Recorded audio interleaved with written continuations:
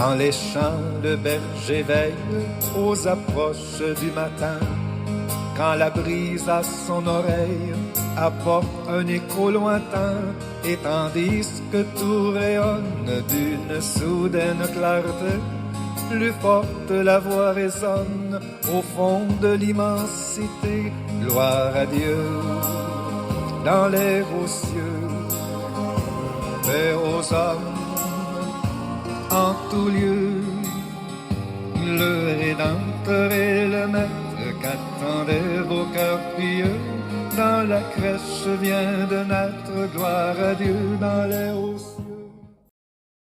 Bien-aimés dans la foi en Christ, disons avec les anges et les bergers, gloire à Dieu dans les lieux très hauts et paix sur la terre parmi les hommes qu'il agrée.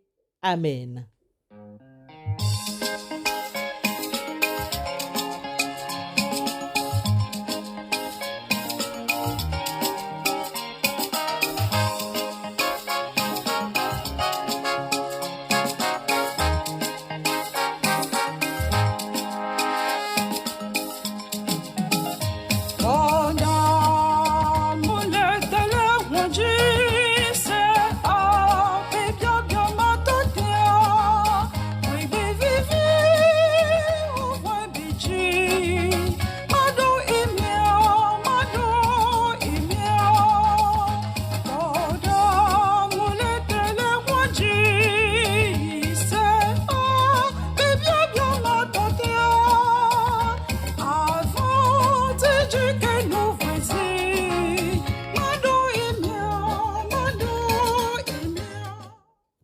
Frères et sœurs dans la foi en Christ, Dieu détient les clés de l'histoire.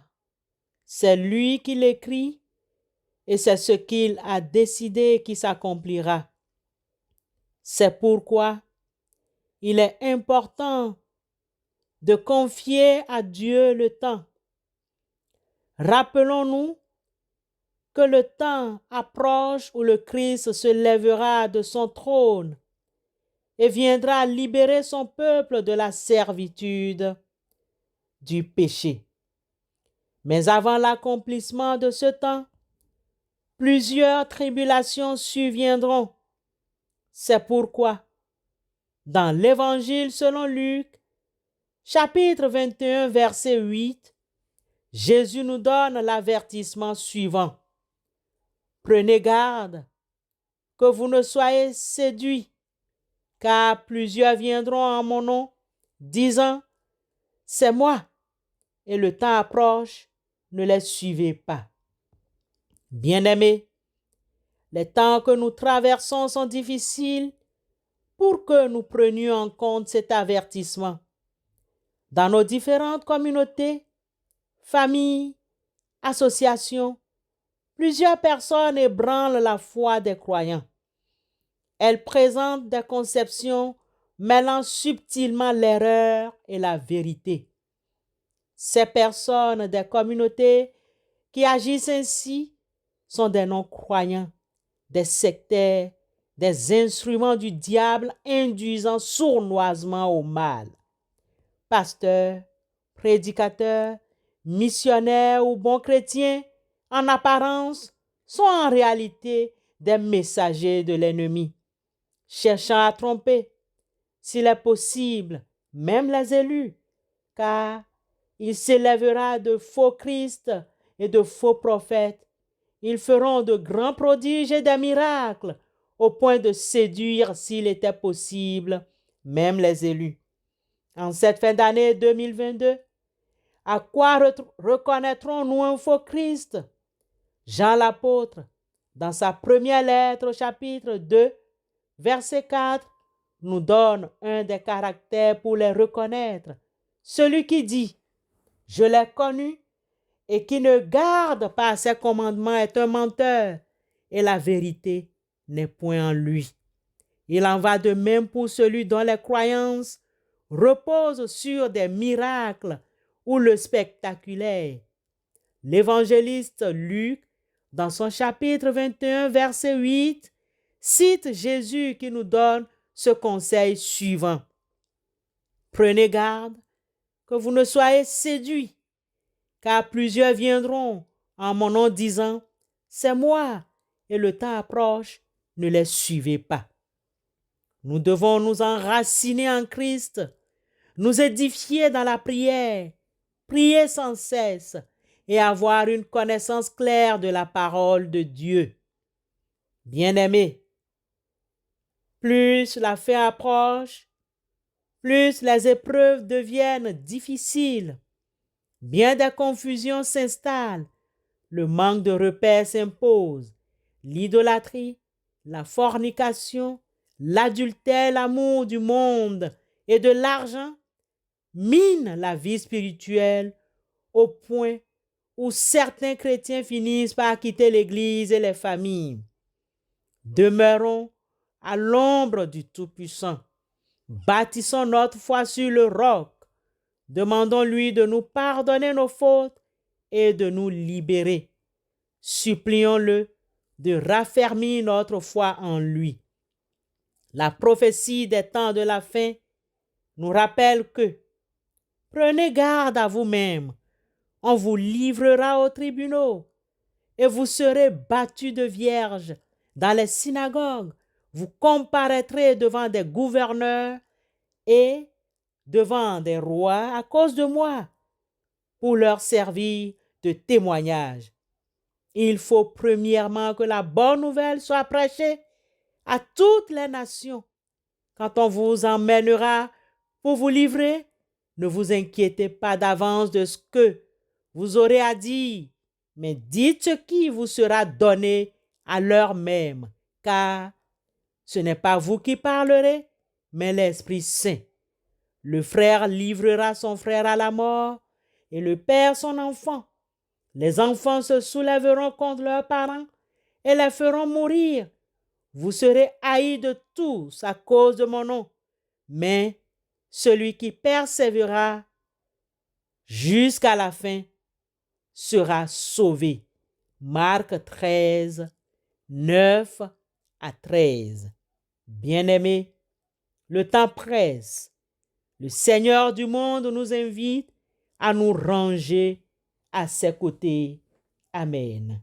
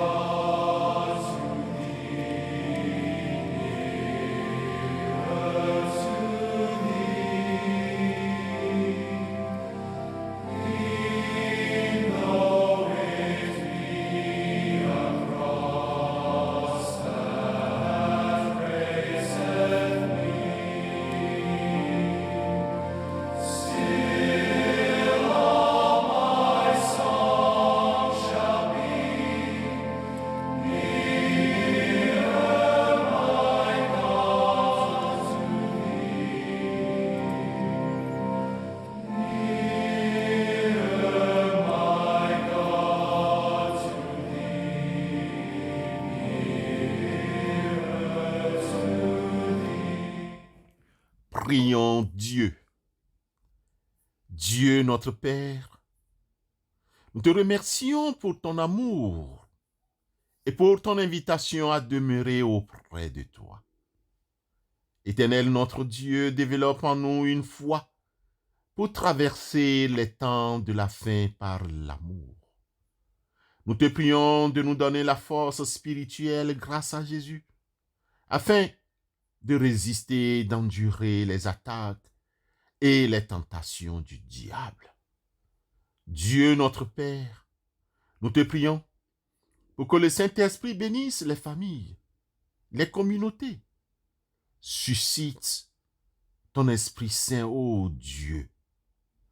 Esprit Saint, donne-nous des dirigeants qui honorent humblement ta parole et feront progresser la mission de l'Église de manière désintéressée. Nous te prions de garder dans la foi ces nombreuses personnes qui visitent les communautés, les églises. Au nom de Christ Jésus, nous te prions. Amen.